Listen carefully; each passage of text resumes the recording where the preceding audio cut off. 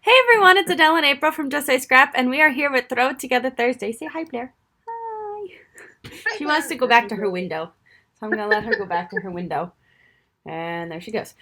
um, so today we are throwing together our last three techniques, which is our watercolor splatters, but in bigger drops, our watercolors in our texture paste, and then also our Cardstock Carnival die cuts. So make sure you watch our video to see the page that we create.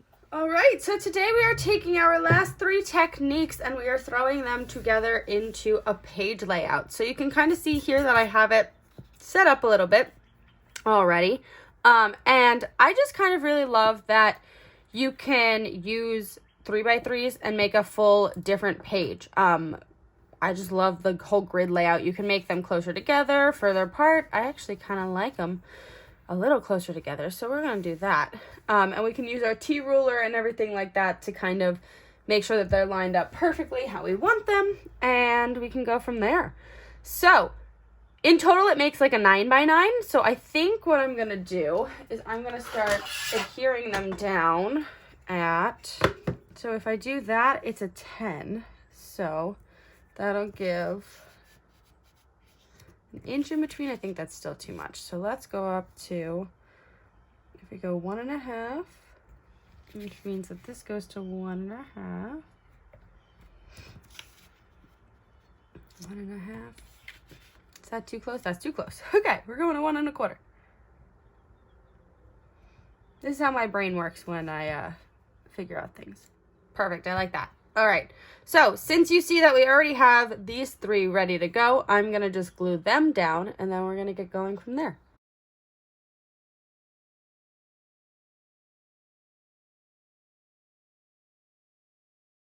All right, just some facts about our ruler, which you have probably seen before. I'm just lining this up to the edge there. I'm going to turn it for me. All right, so just some fun facts about our T-ruler. So the 1 inch mark actually starts here, so that's 0, 1, 2, 3. So I'm bringing this up to the top right here, and I'm lining the paper up. So the paper is 100% on this axis, so I'm kind of leaving the Versamat off for now. But I also have this lined up to go equal with my Distress Watercolor cardstock that I already have down, because I already made that equal using the ruler up there. So now I'm going to take my top piece here and I can line it up to 1.25 right here, and it will be even with this because I have that matched up. So that will create a perfect box, and see how that kind of helps there. So I'm going to do that on this side. I'm going to do it with the photo mat on that side, and then we'll get the rest of our things ready to go.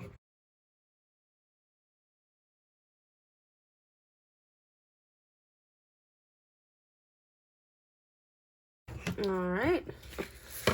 So now we just have to complete these 3 squares because we have the others completed already, and we're going to do it in a Roy G. Biv fashion.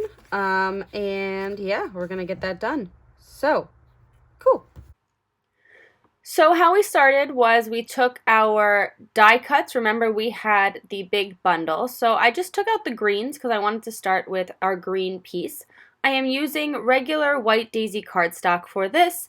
And just by flipping over the die cut sheet so it's not on the UV coated side, it's easier to see what die cuts there are, like we told you on Tuesday. So just kind of popping out a few here that I might use, might not use some of them, just kind of working with them and seeing what works the best. I always like to kind of play around, see how they might look on my paper before gluing them down. I constantly move things around.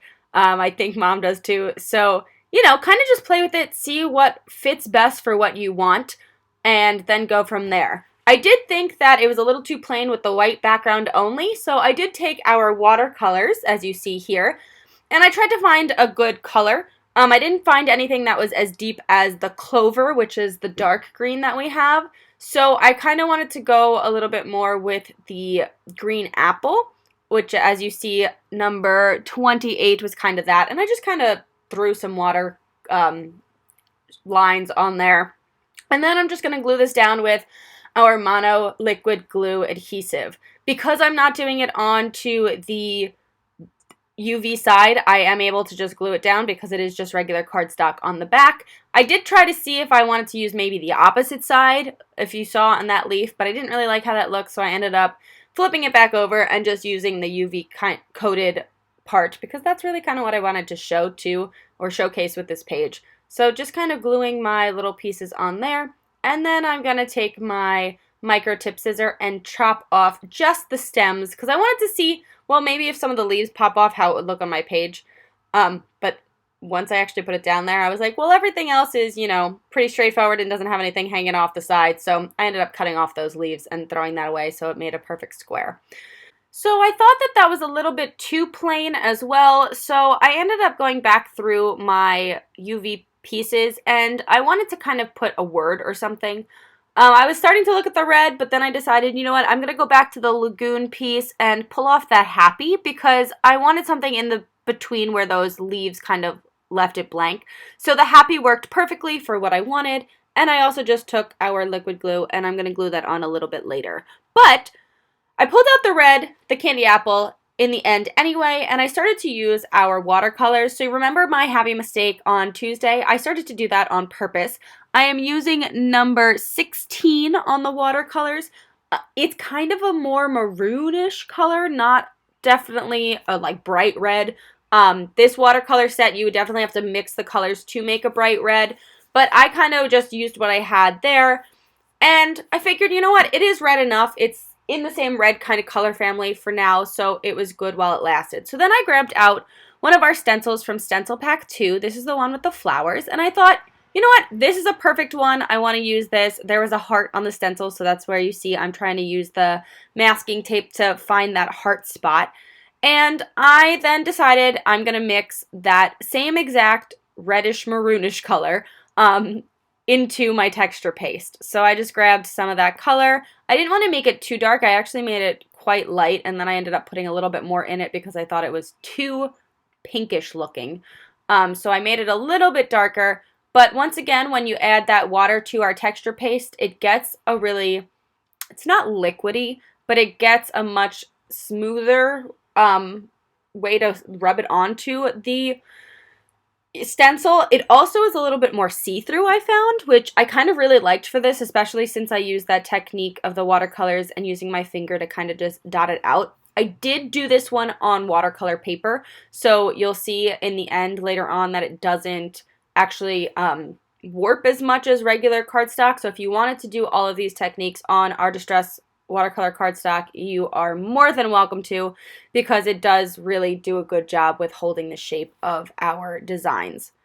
So this time I've pulled in Stencil Pack 1, and I decided I actually wanted to use one of the smaller border stencils. So I took my small round water brush here, and I went into number, I believe that is 25, and I kind of used my brush. I did wipe it off onto my chamois a few times, and use a technique from last month or last time's Throw It Together Thursday, and I colored in that stencil. And this was kind of just an experiment for me. I wanted to do this because then I wanted to take the texture paste and put it on top of that. So I actually didn't do this on watercolor paper. I probably should have, but it worked in the end, as you'll see later on. I was just cleaning off the stencil, probably telling a cat not to do something for a second, but now I'm bringing back that same exact stencil, just moving it over to the water side. So you'll see that I'm actually now going to take my texture paste, mix it, and do that ombre effect, which I had done when we first did the watercolors on our texture paste. And I'm using number 21 and 23, I believe I used. I think I used 23. Yeah, I did. So 21 and 23. And I'm going to kind of mix those together and make it a little ombre on that. And you can kind of still see, like I said, because when you put the water into the texture paste, it makes it a little bit more opaque. I'm going to put it right over those designs, and when it dries, you can actually see them in the design underneath the texture paste. So I was trying to make it thinner. I thought it looked really, really cool. I think the outcome when you see it later is going to look awesome. So I was just kind of taking all that texture paste that I had, making that ombre effect, and just making sure that it worked out well. I did notice that it went underneath. I actually accidentally slid it underneath the stencil when I was first doing it. So you see I'm just taking on my palette knives here and just wiping out some of the mistake that I had. So just goes to show you that you can use your tools for so many different things. So if you make a mistake with a little bit too much extra texture paste, you can always just fix that and use the actual palette knives to swipe and fix that. But I'm actually washing my stencil right now because you should always wash your stencils right away, especially with texture paste. You don't want it to actually dry onto the stencil itself. So then I'm going to move that out. We are working on our all-purpose mat, which you saw earlier on, and just taking a paper towel and wiping off that texture paste really just makes the mat clean. So now on to our next step. So I decided that I was going to glue down the edges just because they were coming up a little bit more. So I just took our mono adhesive glue and glued down those edges a little bit.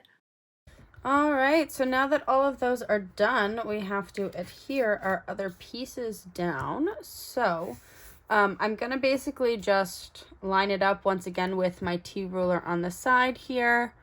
And I am going to... Where is that? Here it is. I'm going to use my paper crafting tool. And I'm going to actually, because they are wet still, I'm going to just kind of put glue in their spot with my liquid glue. I'm going to kind of line it up there. And with my paper crafting tool, I can push it down into the glue. So at least it will adhere, and if I have to go back and do the edges later, I totally can. But this is just so we can kind of see what our page is going to look like while the texture paste is still drying. And I'm working on craft paper. So I really, really love that we are using craft as a background because it's something different. It's something that we don't normally use. And since we're making a rainbow, it is actually a different color than what we would be using, and it's just more of a natural material, so that's why we used craft this time.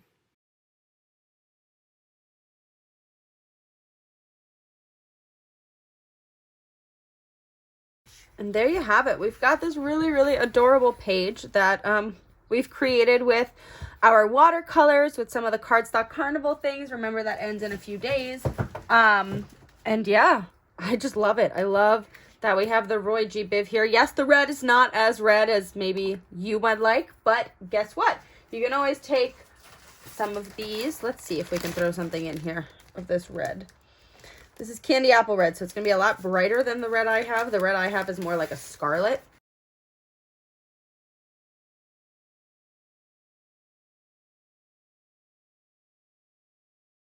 All right, so I've got some 3 hearts here, so let us put these on with some glue. Actually, let's jazz this up a little bit with some of our Cardstock Carnival pieces.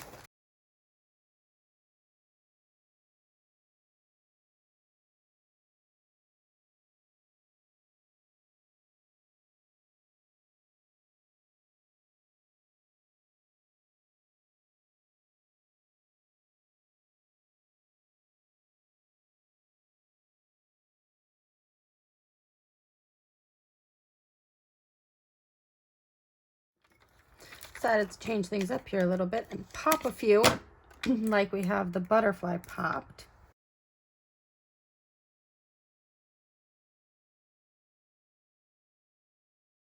So it's something like this. You can't, I mean, you could if you really wanted to pop each individual word area, but I'm basically just going to try and go along the edge with skinny little cut pieces, just to make sure that the middle doesn't fall down on me.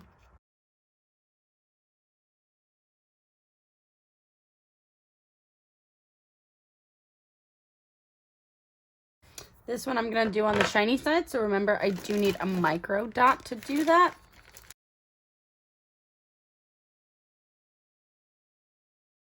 And remember how the day that I did this one, we talked about doing like the 3s because I have a 3, and then like possibly like embellishing with a little bit more with the 3s.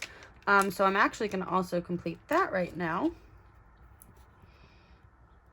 So I'm putting down these grape stars, giving it the 3 as well, but then we're going to take some of our clear gems here. So I got some Nala hair in here.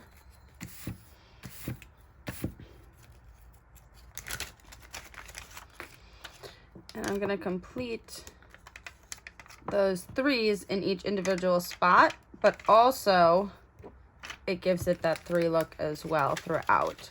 And to be honest, I was gonna do 3 down, but I kind of just like how this is like random like this. So I might actually just keep them kind of facing outward like that and put these 3 down because they kind of look like seagulls. So I'm kind of adding to my seagull friends here. And that is our page. So I hope that you enjoyed our Cardstock Carnival watercolor page. Let us know if you have any questions in the comments below, but I hope that you enjoyed it, and we'll see you on Tuesday.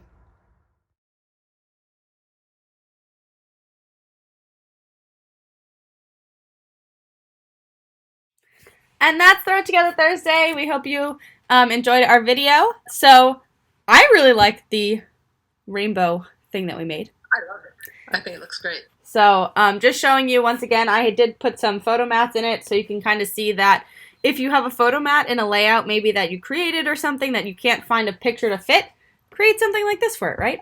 So Cardstock Carnival does end on Sunday, so make sure you purchase, if you want discounted cardstock or the die cuts, make sure you get it by Thursday. Oh my gosh, today's Thursday. By Sunday. Technically Monday, our time at 1:59 a.m. So make sure you get your little die cuts and things like that. But that's our Throw It Together Thursday. And we'll see you next week. Mm-hmm. Bye. Bye.